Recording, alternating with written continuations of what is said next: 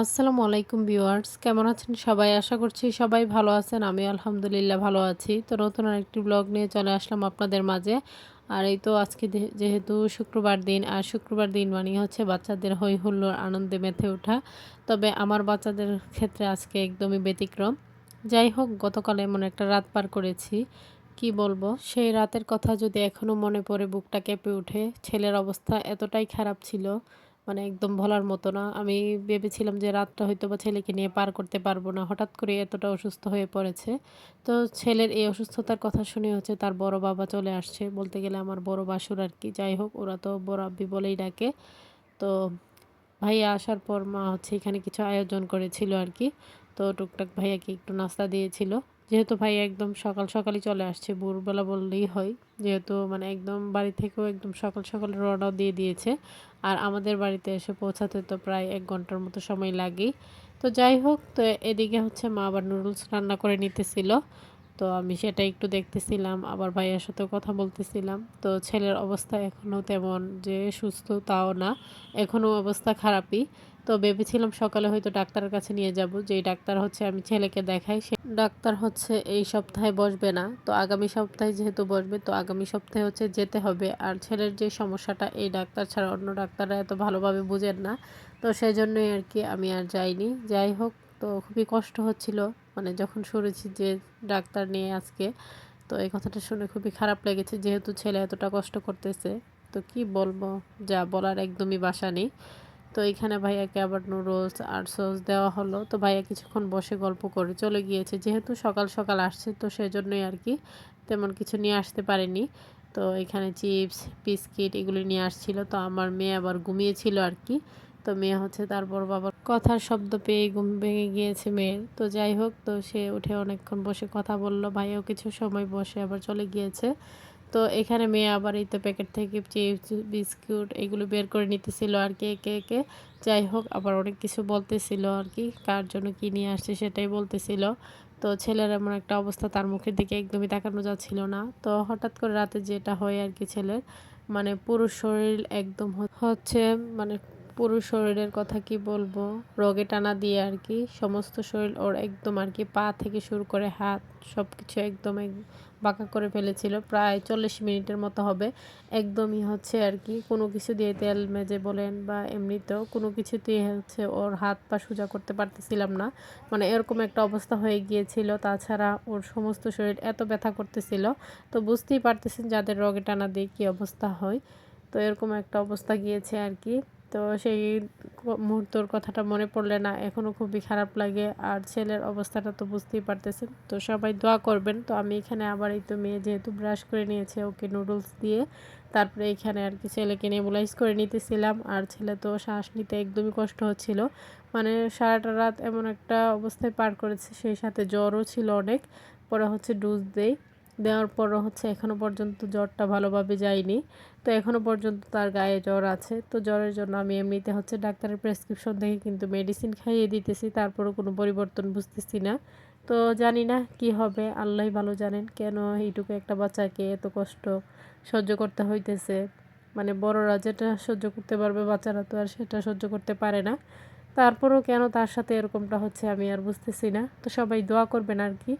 তো মা হয়ে এরকম কষ্ট আর মেনে নিতে পারছি না, সহ্য হচ্ছে না চোখের সামনে। তো এখানে আমি আবার ছাদ থেকে গিয়ে আরকি দুপুর দিকে যে কাপড়গুলো শুকিয়েছিল সেগুলো নিয়ে এসে আরকি অফ ক্যামেরায় ভাঁজ করে নিয়েছি। আর ভিজাগুলো হচ্ছে উল্টিয়ে দিয়ে আসছি। যেহেতু শীতের দিন বুঝতেই তো পারছেন, মানে কাপড় কিন্তু উল্টিয়ে না দিলে শুকোয় না। আবার শুকাতেও ২ দিন লেগে যায়। তো যাই হোক, পরে হচ্ছে আরকি মেয়ে আবার এখানে ব্যালকনিতে দাঁড়িয়েছিল। তো আমি আবার এখান থেকে একটু দেখতেছিলাম আরকি। তো দুপুর দিকে হচ্ছে চাচাদের আবার ধান সিদ্ধ বসাইতেছিল কাজের লোক দিয়ে। তো সকালে কিছু ধান কিন্তু রোদে দিয়েছিল। আবার এখন আবার যেহেতু গতকালকে থেকে আরকি সিদ্ধ করতেছিল। তো যেগুলো বাকি ছিল সেগুলো আবার সিদ্ধ করে নিতেছিল। তো এইখানে বোন হচ্ছে আরকি কাজিনের জন্য একটা মানে ওর কিছু উপহার ছিল। তো সেগুলি আরকি প্যাকেট করে আরকি পার্সেল করে পাঠিয়ে দিবে। তো সেজন্যই আরকি সেই ব্যাগটা হচ্ছে প্যাক করে নিতেছিল। তো এটার মধ্যে ছিল কিছু ক্রিম, ফেস ওয়াশ এগুলি আরকি। যাই হোক, তো এদিকে আবার একটা পার্সেল আসছে। তো অর্গানিক মেহেদির আরকি সেই মেহেদিগুলোই আমার মেয়ে হচ্ছে আর কি পার্সেলটা আনবক্সিং করতেছিল।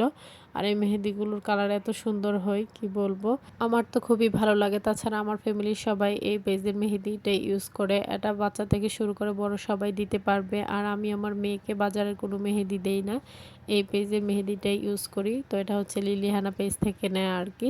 যাই হোক, যদি আপনাদের ভালো লেগে থাকে ওই পেজে আপনারা অর্ডার করতে পারেন, আমার কাছে ভালো লেগেছে তাই বললাম আর কি।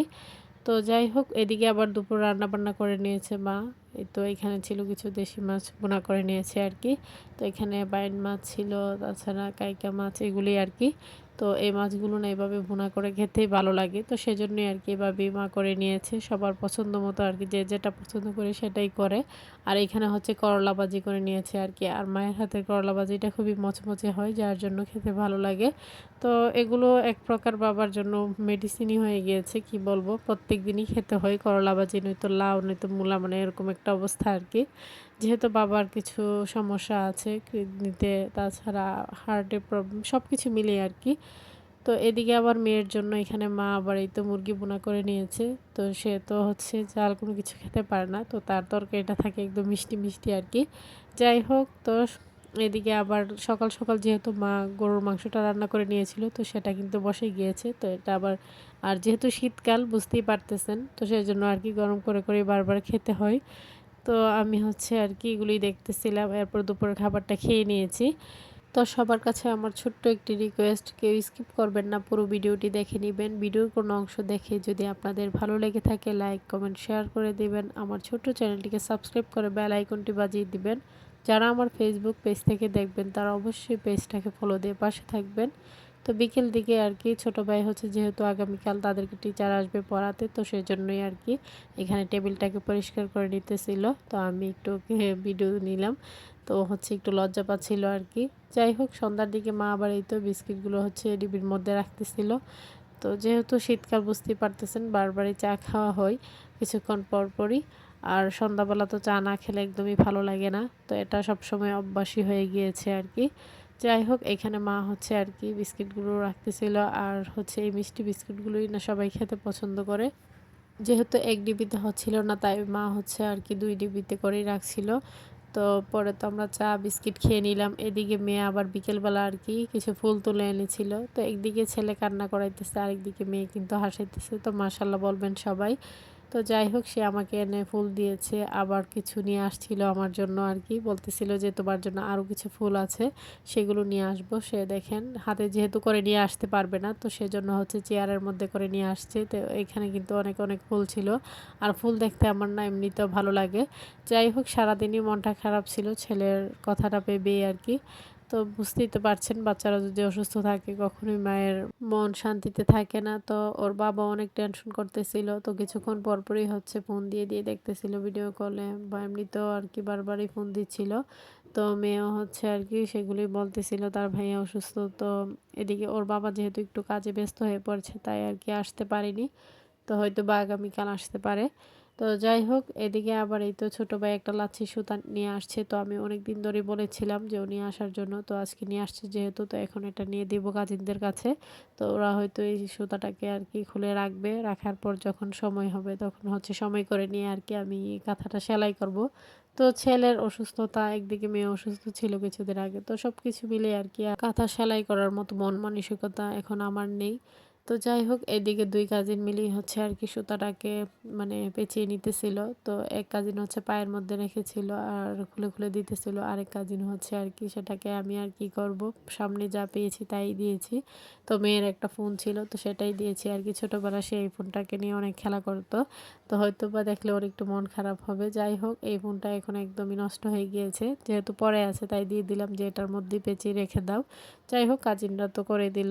তো সবাই ভালো থাকবেন, সুস্থ থাকবেন, আমার পরিবারের জন্য দোয়া করবেন। সামনে নতুন কোনো ভিডিও নিয়ে আবার চলে আসবো আপনাদের মাঝে। এই পর্যন্তই, আল্লাহ হাফেজ।